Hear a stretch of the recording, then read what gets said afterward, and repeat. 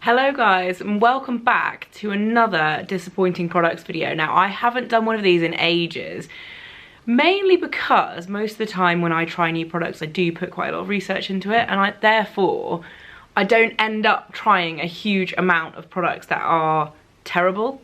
So what I find is when I end up accumulating enough products to make a video like this, I do that. And what these products tends to be are they're not necessarily all terrible, but it's more so I thought this product was going to be epic and it's not. So I would not recommend spending your money on these products. A lot of them are from brands that I love and talk about all the time. Obviously doesn't mean I don't like the rest of the stuff from the brand, it's just things that don't work for me. And I really do like making these videos because I personally find them useful when other people make them as well, giving you a heads up on what to invest your money in and what not to. So I'm going to start off with mascara, and I'm clearly a very picky mascara customer because I have 3 mascaras out of, I mean there's 4 other products and there are 3 mascaras. So starting off with one that I thought I was going to like based on a recommendation from my friend who is so into beauty. It's the Milk mascara. It's the Kush mascara. I've had loads of good things about this, and especially so from one friend who loves beauty, has so many good recommendations. This just didn't work for me.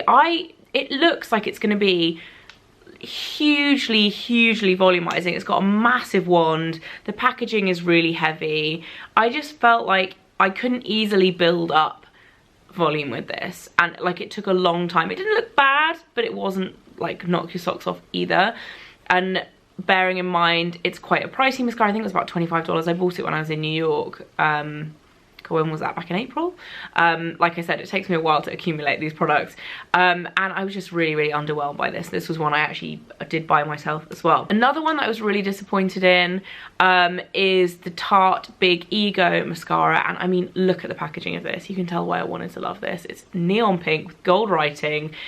The name suggests it's going to give you some mega results. Again, it's one of those like fat lash mascaras. Like, it's got a big wand, it's promising you massive lashes, and for me this really didn't deliver in terms of volume, but it didn't give you that building element at all. I was super disappointed. I used this a couple of times and was like, just absolutely no. Whereas the Milk one I gave a bit more of a test. I feel like the Milk one's a bit better, but still, both of these for me, there are so many more mascaras on the market that are really good. So like, you know, they're usable, they're not like the worst thing ever, and they don't go all over your face like for me the NARS Climax one and the Charlotte Tilbury one personally don't stay on my eyelashes, but they're just not great. And then another one that's not great, that's a high street one I tried, is from Rimmel, and normally Rimmel mascaras are brilliant.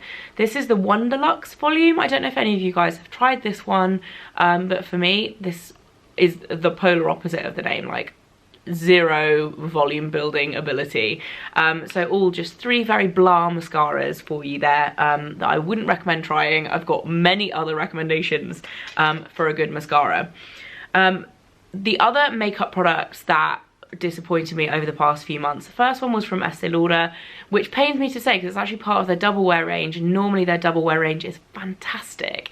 Their original double wear foundation is brilliant. Their double wear, is it called the double wear nude? It's brilliant. I love the cushion thing that they do in the double wear range, really good. But this is the double wear instant fix concealer. So it comes with 2 ends. You've got the concealer on one end that's a 24-hour coverage, and then you've also got a Hydra Prep primer. And this made me think that this was going to be fantastic, because I find a lot of the time with concealer, if you're putting it somewhere that is a little bit dry, which you often are, often it's on blemishes or under your eyes, tend to be quite dry areas, having like a hydrating primer with it to work kind of above and beyond your base sounds like a great idea, right? I just found this didn't really work for me. It didn't sit that well on my skin, and it didn't last as well as I would want it to. It didn't kind of stick as much as you would want it on top of the primer. I feel like the primer did the opposite job of what a primer is supposed to do, which is like stick it on, right? But yeah, so I was really disappointed with that, really. I don't know, I've heard a few people say they really like it, but for me personally that didn't work.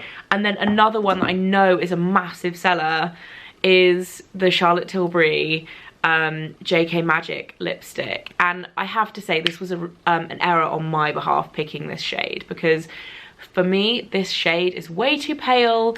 It just doesn't work. Like, it's just slightly, like if I put it on now, the lighting is a little bit blown out. I love the texture of these lipsticks, I love the packaging, but this shade for me didn't work. And it looks like, on paper, I mean, it looks perfect, right? It's named after JK Rowling, but I honestly just don't find this to be a flattering shade for me. Like, every time I put it on, I'll look in the mirror and be like, not sure about that, looks a bit weird. So yeah, sad times. However, what isn't sad times is that these are refillable, so I can go and get another shade and put it in this gorgeous packaging and it's not going to go to waste. So that's the plus point. But for me, and bear that in mind if you are my colour or probably darker, this as a nude is going to be a little bit too pale, a little bit too ashy, kind of makes you look a bit dead.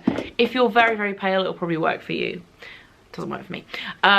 Skincare wise, disappointing product. I was gutted because I really wanted to love this, because I love this brand and I love this range. It's from the Body Shop Drops of Youth range.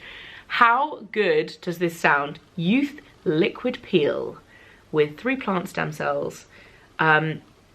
Anything with peel in it, I'm like, hell yeah, give me that smooth skin. And this is a very interesting concept. I've seen something like this before from it's either a Korean or a Japanese brand, and it's like a weird gel texture that you massage into clean skin, and it makes you think that it's all of the dead skin that it's pulling off, but actually I think a lot of it is the product as well, as it dries out and you're like massaging it. Either way, nice concept. Personally, for me, this left my skin feeling like so stripped and so dry. Like, it's really like alcohol-y, I think, and it didn't work for me. It says transforming gel to peel technology that traps and gently peels off impurities, pollutants and dead skin cells to reveal fresh, youthful looking skin from the first use. Didn't work for me. Sad times, because it sounded amazing. And then last but not least, something that didn't work for me is a hairspray, and I was gutted by this because it's from McKnight. He launched 4 different textures of like styling products. They're all spray. So there's this one which is a texturizing hairspray. It's called Easy Updo. Then he has Cool Girl, which is a texture spray, which has been in my favourites numerous times because it's brilliant. Then there's a dry shampoo. There's one more. Can't remember the other one. Either way, the other 3 are fantastic, like absolutely brilliant. This one for me, I just didn't think it compared to a lot of other hairsprays that I do like. Even when it comes to like high street hairsprays, I feel like you can't go wrong with L'Oreal Elvive. Like, it holds, it's really good.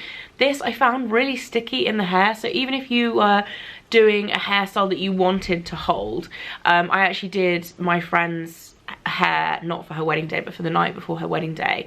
And she had this to use. This is my one, but she had her own one, and I used that on her for that. And I just thought, it just, like, it was so solid on her hair, you know, when you start spraying it in, and I'm like, no, and I went straight back to using my Bumble and Bumble volume hairspray, which is just brilliant. So for me, this is a little bit too sticky. I feel like if you were doing a mega structured updo and you're a salon stylist, maybe this would be good. It's more of like a lacquer, but for me, way too much hold, way too sticky, and I was disappointed by that because the rest of the range I absolutely adore.